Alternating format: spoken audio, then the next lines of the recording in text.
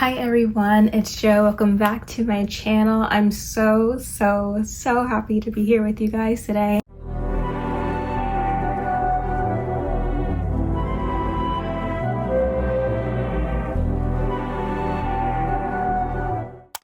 Today is very special because we are going to be doing an episode of the Dream Journal. I haven't done one of these in far too long. I'm fully aware, but just noted that I understand that it's been way too long, and this is a series that I wanted to continue doing, but a lot of effort goes into making these videos, so I don't know, I guess I've just sort of been not wanting to put in that much effort. I don't know. I guess I've just been lazy. I don't know. Also, it's like a weird time that I have to film these. It has to be a little dark, a little moody in order to get like the full experience. It's just like a lot that goes into making these videos. It's a series that I am very proud of, so I'm happy to continue to do this, and I'm happy that I'm doing this today. And if you don't know how the Dream Journal works, obviously, you know, you might have subscribed recently, or you might just be new to my channel. The Dream Journal is where I tell my dreams, or I tell like someone else's dreams, obviously anonymous, and I just tell you what happened. It's kind of like a cute little story time, but within the subconscious, and I think it's really cute and a little, it's very fun and sometimes a little spooky too. Which reminds me, today's is a little bit spooky, a little bit crazy, but still very fun and still sort of like, I wouldn't say all over the place. I mean, it is definitely all over the place, but it's unique. It's very cutesy. But if you recently had a dream that's very vivid, it has a lot of. But if you have a dream that's very vivid and had a lot of like very intense imagery and you want it to be featured on the channel, then you can submit your dream to the email in the description. So this dream that I had it October 17th, 2024, and it was kind of crazy, it's very heartfelt, heart-wrenching. I don't know, it's definitely considered a nightmare, but I wasn't like scared out of my dream. I saw it through to the very end. So in my mind, that's not really a nightmare. It's just sort of like a weird dream. Guys, when I tell you I woke up and I was like, I was mourning. Oh my gosh, I was literally mourning, and I was very sad. So the night of October 17th, I had this dream that made me wake up in grief. Like, and I know grief, you guys know that I know grief, you know, and when I tell you that it was heavy, it was so heavy on my heart that I had to instantly write it down so I could have a sense of stability back into my life. It felt very real. When I tell you like how real it is, like there are details among details. If you see me looking down, I have my iPad here, so there's that. But yeah, this is packed with details, packed with drama, and true relationships. And I hope that you enjoy it. So this night I dreamt that I was in the kitchen with my father and one of my sisters, and it was just like any other day.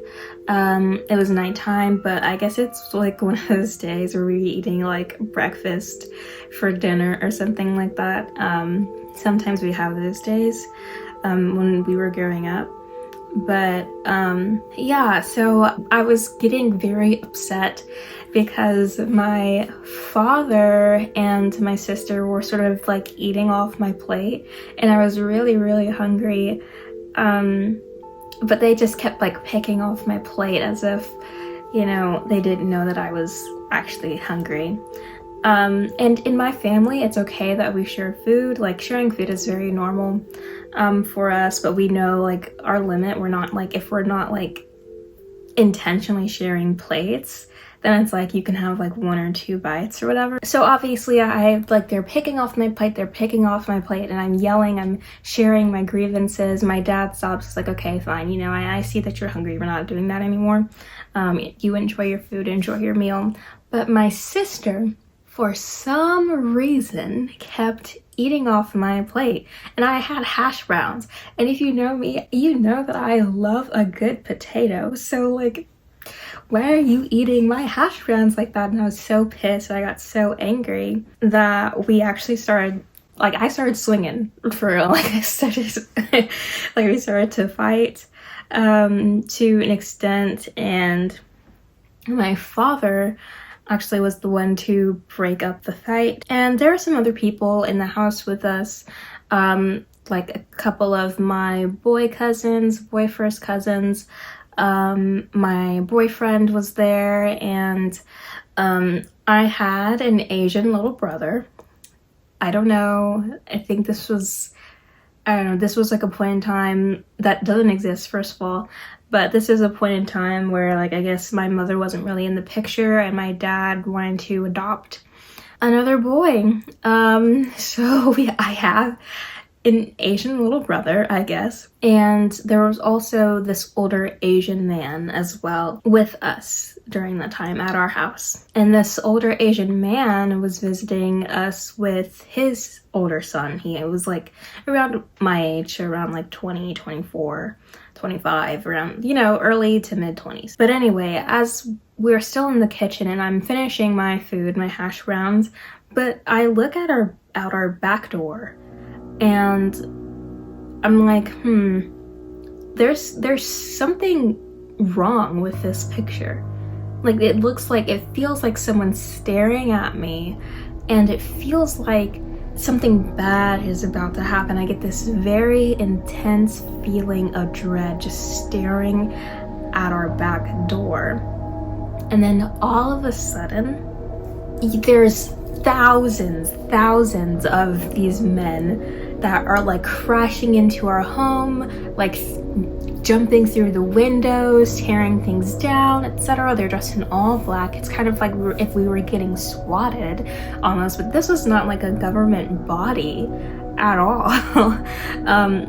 And it was like they were being so mean to us. They were pushing us around, yelling at us in our own home, mind you, and just sort of like they had like guns to our head and like barking orders at us. It was very unpleasant to go through, to say the very least. So somehow my boyfriend, my dad, my one of my boy cousins, and my younger brother, we were all like sort of pushed out to our front yard. And I'm looking at my dad, I'm feeling his energy so that like I know like what to do. It's kind of like that familial telepathy. I'm like feeling for my dad, and he's looking at my older cousin, so we are thinking that he's got something to do with this. And as we're coming to this conclusion that my older cousin has done something to cause this whole situation to happen, I see my little brother moving away from us ever so slowly, and I'm begging, I'm like, my heart starts pumping like crazy. I can't even describe it. It was like literally trying to beat out of my chest. And I look, I'm like, please come back here. I mouth to him, I whisper yell to him, come back to me, please. But I don't know if he knew the severity of the situation or not. He was very young. We're thinking about maybe 3, 4, or 5. And I don't know, I feel like he could have felt the situation, but I think what it really was is that he was very scared and he just wanted to go and hide and run away. But I was trying so hard. I was like, please come back. No, don't leave, come back. But he kept inching further and further away until one of the people who invaded our home They saw him moving when he wasn't supposed to be moving. They gave us orders not to move unless we were told to do so. They saw him moving and they shot him in the neck. And I was just devastated. So completely devastated.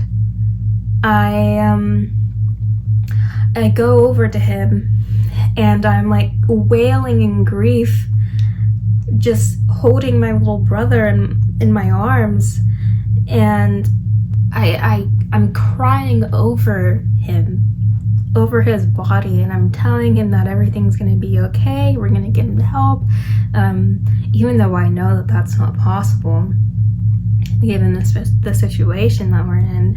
And then he starts talking to me, and you could, as he's speaking, you can hear the blood gurgling in his throat. He's literally choking on his own blood to say these words to me. And he opens his mouth and he says, "Thank you for playing with me. You were the best big sister ever." And I'm crying right now as I'm retelling this, because again, guys, it felt so real. This is my younger brother that we're talking about here. And I'm so filled with grief, confusion, sadness, insanity, all of it, madness.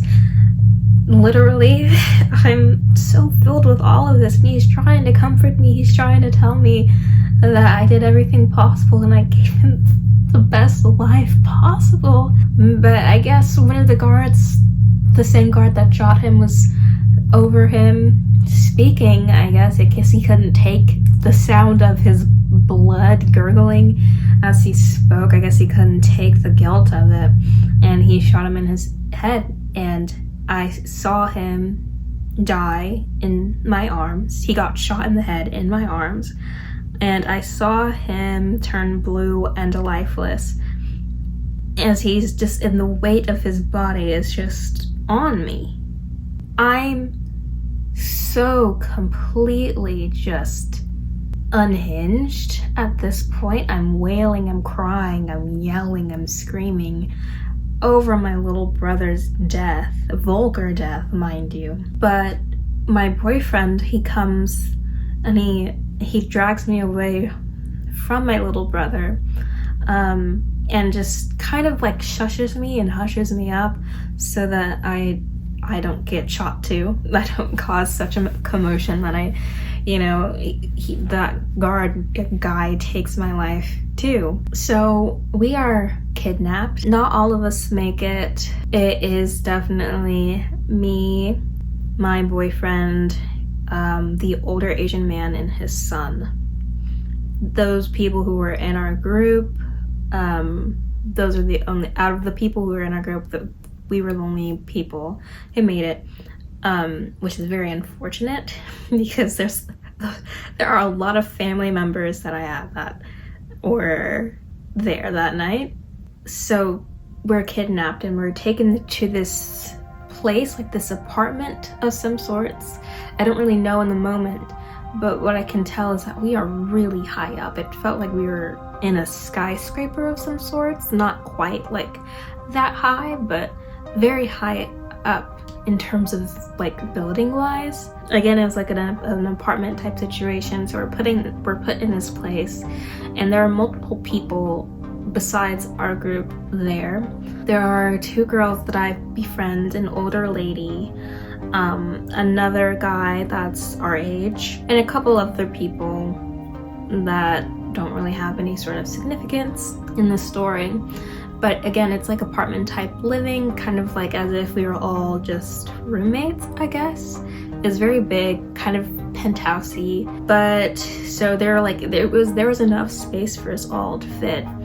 But the rule was that we could clean up after ourselves, but only ourselves. And they had cameras and stuff in the room, but I don't think they had like sound in there, which is very important. But yes, they had cameras and stuff in the room, and so you couldn't touch anything that was already there unless it's like furniture or whatever. Like you could move furniture around, but like other than that, like, so if someone was eating off of a plate and they left their plate like on the coffee table or something like that, I couldn't go and clean up after them. They would have to do it themselves. And the punishment, if you were to move something out of the way, or like not out of the way, but clean up after another person, was death. And so you might think that that's like a pretty decent rule, you know, just clean up after yourself and that's just it. But no, this place was immensely dirty, not because people didn't clean up after themselves, but because the people who left things behind weren't alive anymore. They killed, like they were killed. And so it was so gross and dirty in there because there was no way that anybody could touch anything else that was dirty or whatever, because it wasn't their mess to clean up. And that mess would never ever be cleaned up again unless, you know, the people who were in charge or whatever came in to clean it up. And so the living conditions, although in theory were pretty good, it was horrible. It was nasty, and there was stuff everywhere. There were things out of place that we couldn't put. Oh my gosh. It was not good. And so while we were in there, I became friends with 2 girls and 1 other guy, though we weren't really the best of friends. We were like to the point of like being acquaintances and being friendly with each other. So he was a black man, the guy that I was friends with.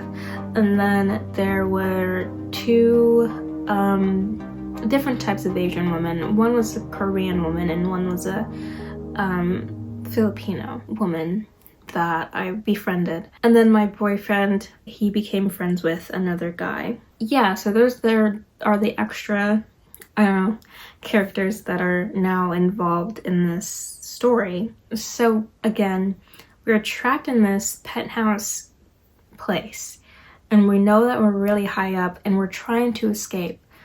But we know that we can't escape because, well, the only way to escape is through the front door at this point. You can't climb down all those things with everybody, you know, safely and securely. All those, like, you know, if you were to go like out the window, that wouldn't be possible. And we wanted to get everybody out, or at least people that wanted to get out. So the only way that we could escape would be through converting a guard or 2 to our cause. And so that's what we did. The older Asian man was sort of, I don't know, leading on this project, I guess, quote unquote project. So every night a guard would come just after sundown. So just before sundown. And I want to say that's like at this point around 5. So I'm thinking that they got out, that they would talk like just before the guard or so would get off of work, get off shift or come on to shift, whatever. So they would talk and stuff and we would befriend them, etc. And, you know, that was just what was going on during that time of day. And as we spent our days there, it got kind of weird because people kept dying, people kept leaving stuff, etc. But also because the older Asian man's son was starting to become like a little deranged, to say, a little bit not himself.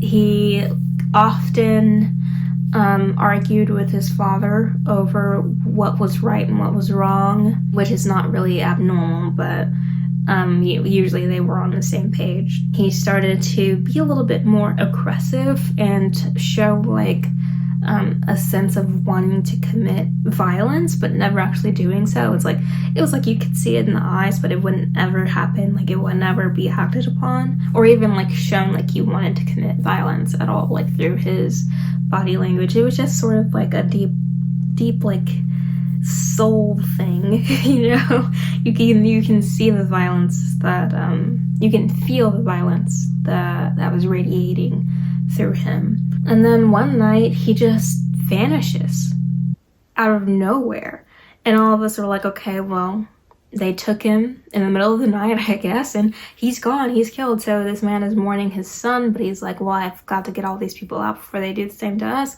because there's no way that like I can, you know, allow myself to do this, like to just leave everybody here morally. And he just wasn't having it. He was going to get us out, and that was his mission. He's like, they took my son and they're not going to take you guys as well, which is very commendable. So we stayed there a couple more days. And so one night this older lady just dies, and she's on the floor, and you know, you can't clean up after anybody, so that means like themselves, like their actual physical body, you can't pick them up or anything like that, if they're like incapacitated or whatever. So we alert the guards. We're like knocking, and they're like, okay, we'll deal with it, and then they just leave, but nobody comes. And it's like that for a couple of days. This body is just rotting on the ground for days. They left her for days. And I'm thinking, in my mind, it felt like 3 or 4 days before they came and picked up her body, which is crazy. So my boyfriend and I they're like a day or two after that are just watching TV, but it's a little bit too loud, and I'm like, you need to turn that down, because they're gonna like come in, like they're gonna like, I don't know, beat one of us or whatever. They're gonna cause some violence, and I don't want the worst to happen. And he's like, oh no, it's fine or whatever, but the TV is very loud. And I'm like, no, it's not fine, because it's gonna cause somebody to come in here. And I'm like starting to panic, and I'm starting to like really stress out about it. And for some reason I couldn't do it myself. I don't know, I would have, but I just couldn't do it myself. So I'm like having some very bad thoughts about what could happen if this TV doesn't get turned down, the volume of the TV doesn't get turned down. And so my boyfriend was like, it's fine. And I'm like, no, it's not fine. And I felt like a sense of anxiety wash over me. And then next thing you know, a guard comes in all angrily, and we all scramble in line, because that's what we're supposed to do when one of the guards come in. We all scramble in line. He's yelling at us, and we thought that we were toast. We thought it was over. And he just tells us that we need to pack our bags and leaves. And it comes to find out that was one of the guards that the older Asian man was talking to. He just came in, told us to pack our bags, and left in the best way he knew how. But after that, my boyfriend definitely turned down the TV, because he got a taste of what could happen. So he finally listened to me and turned down that TV. So that day, like literally seconds after he leaves, we all pack our bags and we place them by the front door, and we wait. And that night, the bags are gone, they're taken, and we're still waiting. And we're sitting there, day goes by. Sometimes we're talking to each other, sometimes we're lively, sometimes it's just silent. And the days go by, until finally, one night, we get a knock on the door, and a guard comes by and tells us that today is the day, and we need to start leaving.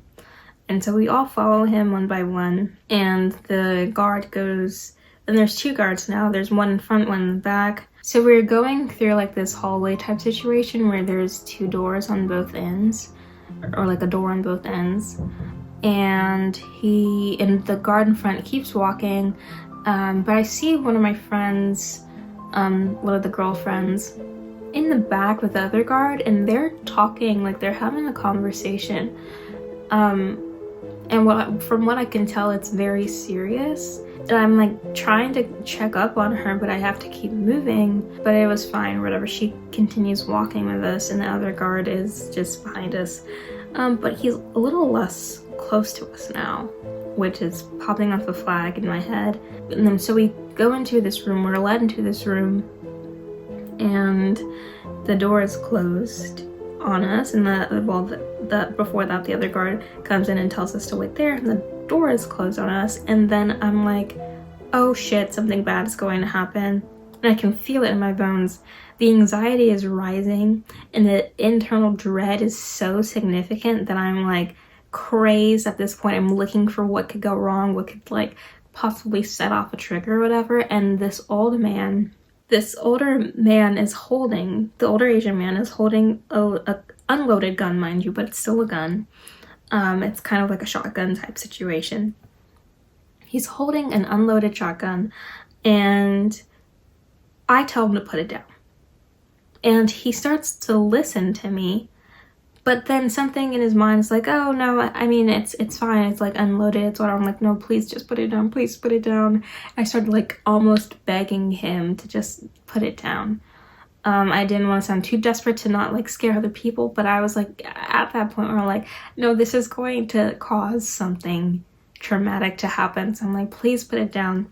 And so he finally like listens to me, but the second he goes to put it down, his son walks through the door and shoots him in the head. His son had become one of them, and that was heartbreaking to see.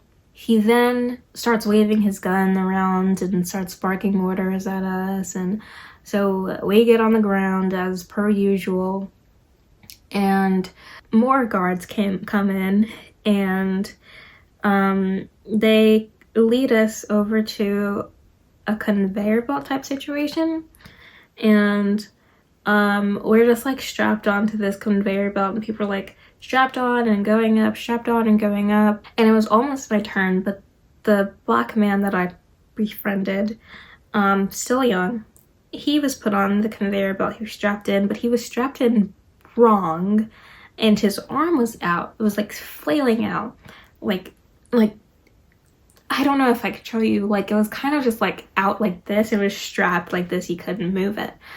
Like he could barely move it. And so I'm trying to, get them to fix it. I'm like, hey, his arm's out. You can see that his arm's out, right? Because this is the moving thing. We don't want, accidents to occur. They don't really care about that, and they just continue strapping people in and moving people up. But you could hear the panic in his voice as he starts to try to alert someone, try to get them to stop, the belt from moving, but they don't do it. It keeps going, and it gets to a point where there's an object in the way, and we can see that it's coming up, but it doesn't stop. He keeps moving towards it, and all you hear is just agony as he screams, and his arm is literally almost chopped off. It's literally like pulled off of him as he moves up the conveyor belt. It's traumatizing.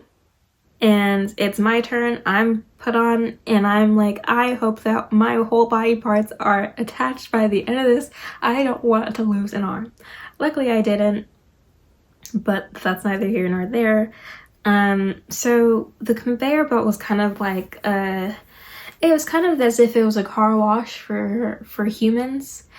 And I don't know the best way to describe that, but it is kind of, again, like what I said, a car wash for humans, where you would get like cleaned, pampered, etc., and just, made to look your best. And honestly, it felt like we all had kind of like a coat of wax on us, as if we were like human dolls or something. I don't know, it felt very surreal. Obviously it's surreal, but during this time we're also being lightly, I guess, brainwashed into believing that we are dolls, like as if we were like animatronics of some sort. So we get put on a certain display, and we are sort of chained to the display. So there's only 10 of us left at this point, and there are people that are starting to come in, and we all realize that we are an exhibit. For what? I don't know. I still have no idea to this day what we could possibly be.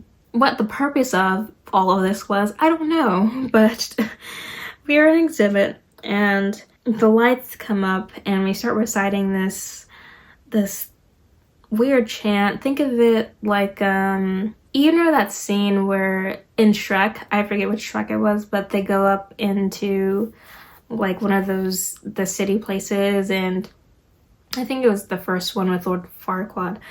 They go to the city place or whatever, and the animatronics start, doing their little dance and stuff. Or in Charlie and the Chocolate Factory, where Johnny Depp is like about to come out, but all these animatronics are doing like these little dance and like introducing him and stuff. That's kind of like what we were doing to some extent.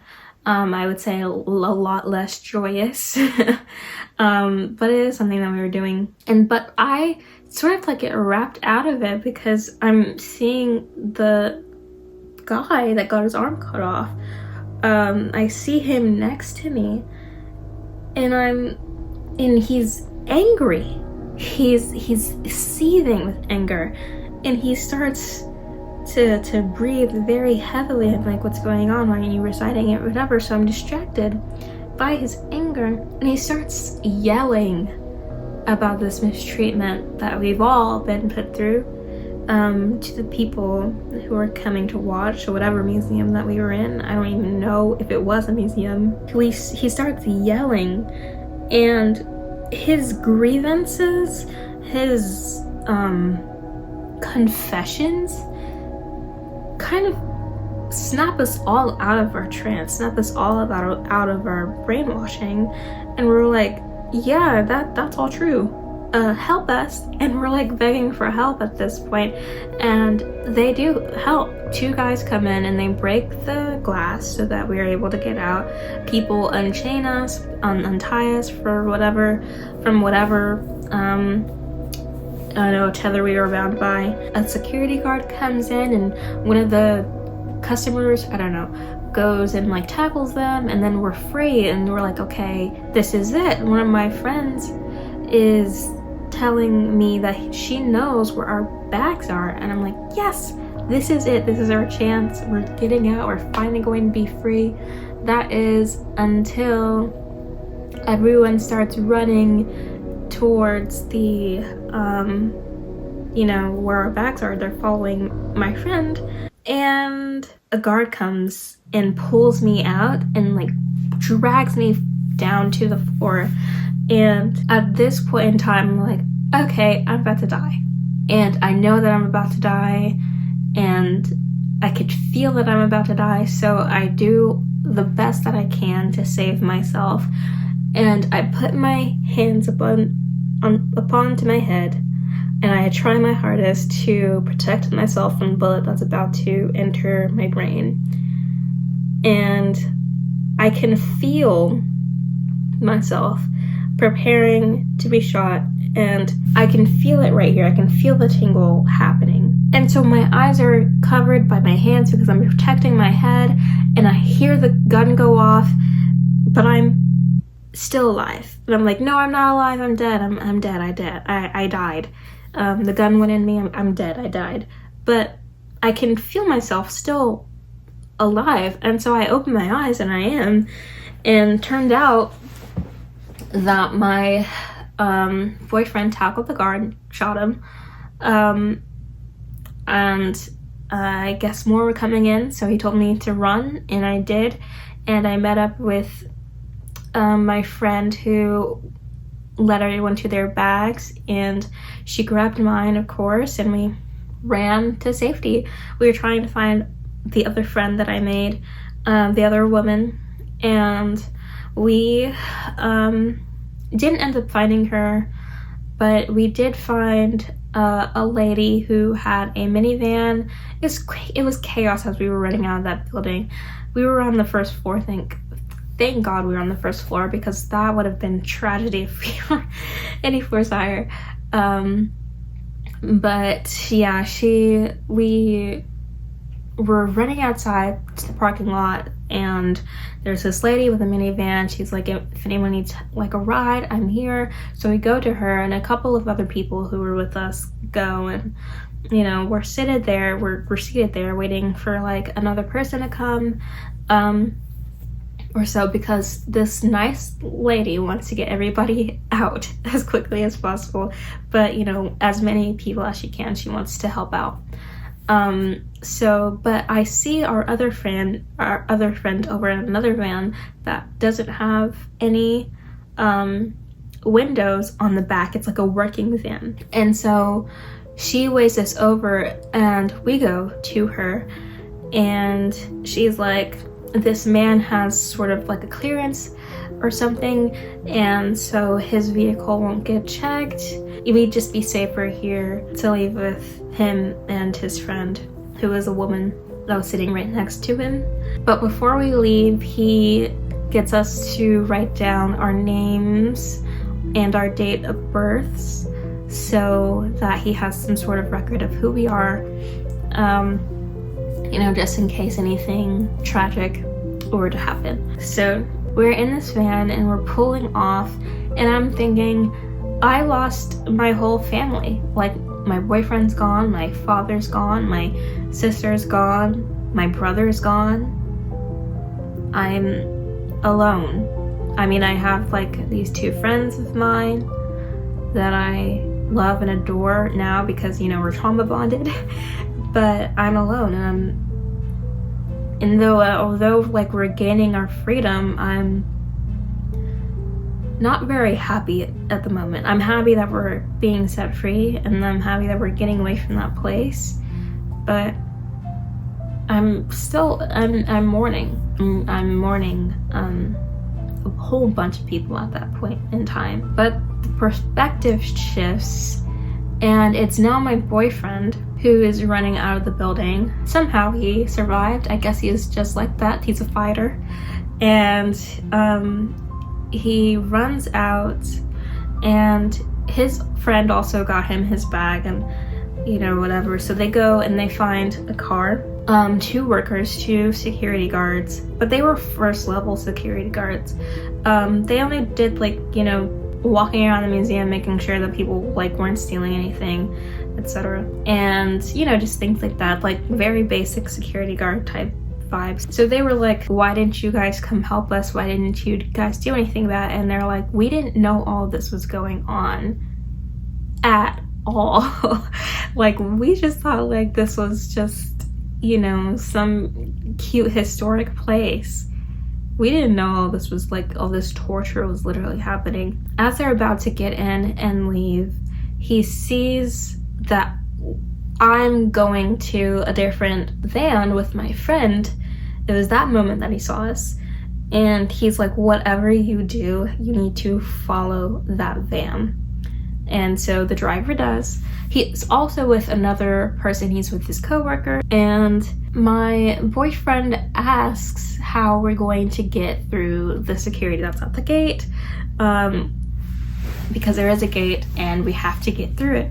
So my van has a clearance of some sort, which means that they're just able to get in and get out as long as they show like ID and stuff, like, this is me, and like as long as the driver has ID, then that's fine.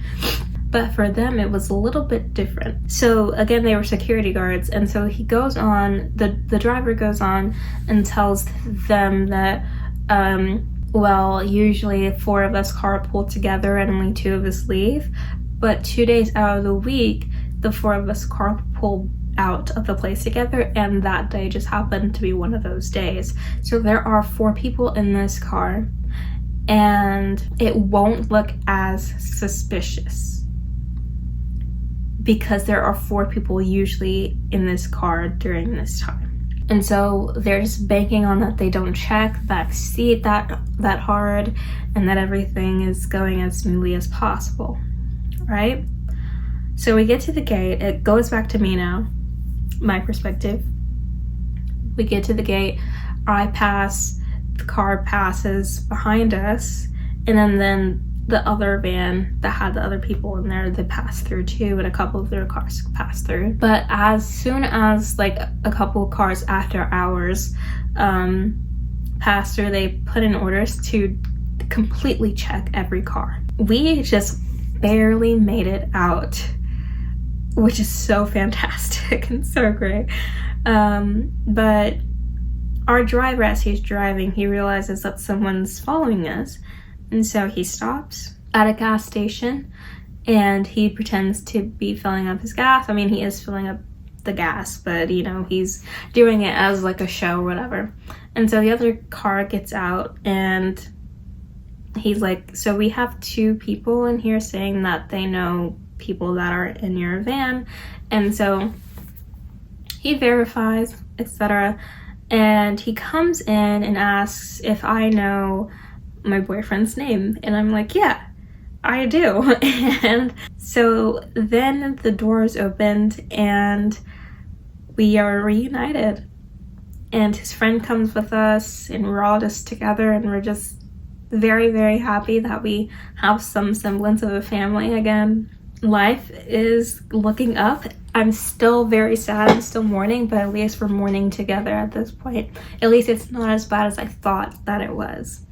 So we all leave, and our driver luckily lives on a beautiful land in the countryside where no one would ever look for us, and he gives us an offer that we could stay there as long as we help out around, and we could stay there for as long as we wanted, really, but you know, especially for until things quieted down and they would help us, you know, get back on our feet. So we obviously took that offer, and he drives us to his house, and we're just in this beautiful field land, I guess, meadow, I'd say, and we are finally at peace.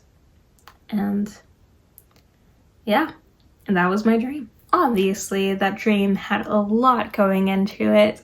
I know it, you know it, but I do love when I get these dreams because it's so entertaining, but it's also like very heavy on my heart, especially when it involves my little brother being murdered right in front of me, and I'm like mourning a family member. I'm mourning literally my little brother that doesn't even exist.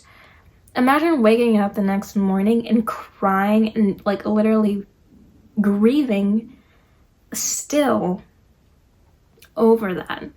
That was not fun. I was very sad that day. I was sad for a couple days after that because it felt so real. It felt like he was my brother. We had a very tight bond, and that was my little buddy, you know? It definitely did have some level of impact on me because of that. As you could see throughout this video, I was still tearing up about it because, again, it felt real. It felt like I had a little brother who died in front of me. But other than that, the rest was just sort of like, whatever. You know, things happen in dreams, and that just so happened to be dreams. But that part in the beginning, why would they do that to me? Why would my subconscious friggin' do that to me? I don't even know. Let me know how you interpret this dream, because I don't want to interpret it. So if you want to do the work for me, that'd be great. Also, if you have ever had any other dreams like this, please let me know if you had something similar. I would like to not be alone in this. And also comment below if you liked this kind of storytelling. If you thought this was entertaining to some extent, and what was your, I guess, favorite part or part that impacted you the most. I love doing these videos. The dream journal is something, it's like sort of like a passion project, I guess. It's something that I really want to like put a lot of attention and focus onto when I can. And so that's why they don't pop up as often, but I wish I could do this a lot more. One of the ways that I can do this a lot more is if you submit your dreams to the email in the description. So if you do have any dreams, please submit them to me if you want them to be featured on this channel. It doesn't matter however long or short there are. I do plan on having like a short series day where it's just like multiple stories in one video, and that'd be super cool as well. So any sort of length of dream that's very vivid, very entertaining, etc., please submit them with the email below. Please also follow my social media links down in the description. And I hope that you guys really like this video. Again, I do enjoy making them, so I really do hope that you caught some joy. I'm actually not joy, but you were entertained by this video because it was a bit crazy, I'm not gonna lie. But everyone say thanks, Joe Subconscious, for such an entertaining video. Anyway, if you like this video, make sure to give it a like and please subscribe. I'm so close to 100 subscribers. I can like literally touch it.